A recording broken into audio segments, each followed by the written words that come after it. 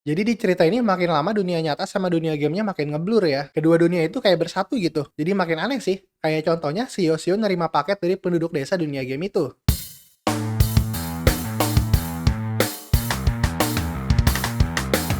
Cerita dimulai dari Yoshio yang seorang pengangguran. Dulu dia sering ngelamar kerja ke sana kemari, tapi sekarang dia sudah hilang semangat karena sudah 10 tahun dia tidak pernah diterima kerja. Tiba-tiba Yoshio mendapat paket yang isinya adalah kaset game, dan ada tulisan kalau Yoshio terpilih untuk menjadi alpha tester game tersebut.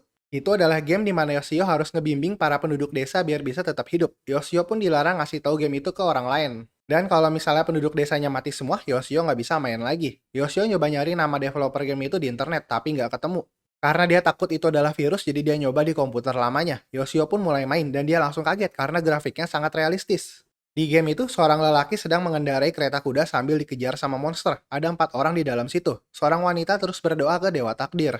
Yoshio pun melihat lelaki itu berantem sama monster. Pas lelaki itu mau diserang, tiba-tiba buku yang digenggam sama perempuan yang ada di dalam ngeluarin cahaya. Monsternya pun kalah dan mereka semua selamat dari kejaran monster. Yoshio gerakin mouse-nya dan dia bisa ngeliat nama-nama karakter di game itu. Ada Gams dan adiknya, Cem. Terus ada satu keluarga lagi. Yoshio pun kebingungan gimana cara maininnya karena karakter itu bener-bener kerasa kayak manusia beneran. Mereka punya sifatnya masing-masing. Di game, Cem bilang kalau cahaya tadi datangnya dari kitab yang dia pegang. Tiba-tiba di layar komputer Yoshio ada tutorial kalau Yoshio bisa nulis apa aja di kitab itu, sehari sekali. Yoshio pokoknya harus ngebuat penduduk desa itu mendapat kehidupan yang makmur. Yoshio pun nyoba nulis pakai kata-kata yang simple. Kitab itu tiba-tiba bercahaya. Saya membacakan kalau Dewa Takdir mulai sekarang akan menuntun mereka, dimulai dari mengumpulkan kayu dan mengamankan tempat untuk tinggal. Yoshio kaget karena karakter di game itu bisa paham dan respon mereka terasa sangat asli. Yoshio merasa kalau itu adalah game yang sangat luar biasa. Nah, itu chapter 1 dari manga The NPCs in this village sim game must be real. Itu judul resmi terbitan Inggrisnya ya. Kalau judul Jepangnya itu Murazukuri Game no NPC Ganamami no Ningen Toshika Omoenai. Sedangkan judul alternatif yang sering dipakai juga buat manga ini adalah This Village Sim NPC Could Only Be Human. Manga ini adaptasi dari light novel ya. Cerita kedepannya selain Yoshio yang harus menuntun para penduduk desa itu menuju kemakmuran, juga nyeritain kehidupan Yoshio sendiri ya. Di mana dia yang sekarang ini adalah pengangguran, terus hubungannya dengan keluarganya juga buruk, tapi lama-kelamaan kehidupannya mulai membaik. Dan tentu aja, perubahannya itu masih ada kaitannya dengan game tadi. Pas gue buat video ini, yang bahasa Jepangnya udah sampai chapter 29. Sedangkan yang fan translationnya itu baru sampai chapter 25 aja. Gue juga udah baca sampai chapter 25 itu. Dan sekarang gue akan review manga ini dari chapter 1 sampai chapter 25.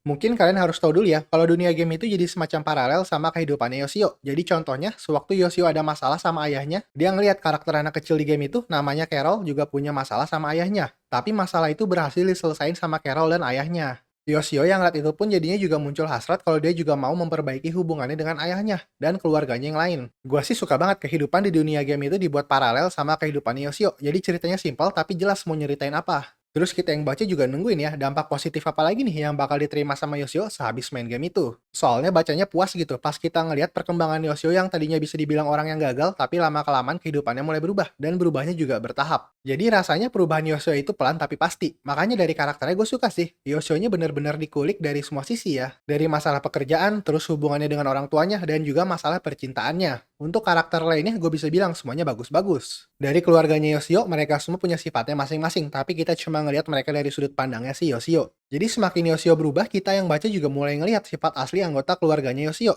Terus ada teman masa kecil Yoshio, namanya Seika. Tapi karena sampai chapter 25 ini dia belum banyak muncul, jadi gue juga nggak bisa ngomong banyak tentang Seika ya. Tapi impresi gue sama karakter Seika itu sih kurang lebih hampir sama ya, kayak impresi gue sama karakter anggota keluarganya Yoshio. Dari plot utama sama karakternya sih gue ngerasa manga ini emang bagus ya, tapi ada yang gue nggak sukanya juga. Jadi di cerita ini makin lama dunia nyata sama dunia gamenya makin ngeblur ya. Kedua dunia itu kayak bersatu gitu, jadi makin aneh sih. Kayak contohnya si Yoshio nerima paket dari penduduk desa dunia game itu.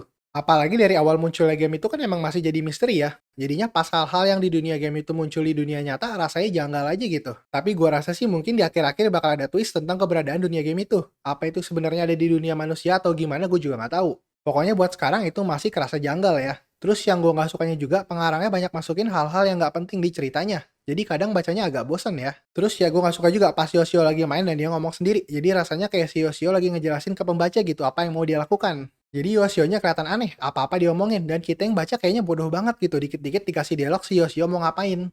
Untungnya jalan ceritanya sampai chapter 25 ini masih menarik buat diikutin ya. Karena kan pasti bosan juga kalau formula ceritanya cuma perkembangan kehidupan Yoshio aja. Jadi sampai chapter 25 kita mulai dikasih lihat orang-orang lain yang ikut jadi tester game ini juga. Dan gua sih makin tertarik ya sama ceritanya. Kalau untuk cerita di dunia gamenya sendiri sebenarnya nggak ada spesialnya ya. Ceritanya standar. Dimana para penduduk desa itu harus bertahan hidup di dunia yang penuh monster. Tapi yang bikin gua tertariknya, penduduk desanya kan awalnya cuma 5 ya. Dan sampai chapter 25 itu udah ada 6. Nah, gue sukanya semakin ramai penduduknya juga mulai makin unik jalan ceritanya. Karena nambah orang baru biasanya nambah elemen cerita baru. Tapi sampai chapter 25 ini sih, kayak yang gue bilang tadi, buat sekarang cerita di game itu masih biasa aja. Ya emang sih plot utama ceritanya tuh tentang kehidupannya si Yoshio, bukan para penduduk desa itu. Dari gambarnya awalnya gue ngerasa biasa-biasa aja, tapi lama-kelamaan gue ngerasa lumayan bagus ya gambarnya. Terus sampai chapter 25 juga gambarnya konsisten ya, dan malah gue ngerasa malah makin lama makin bagus. Tapi buat desain karakternya sih semuanya kerasa biasa banget ya.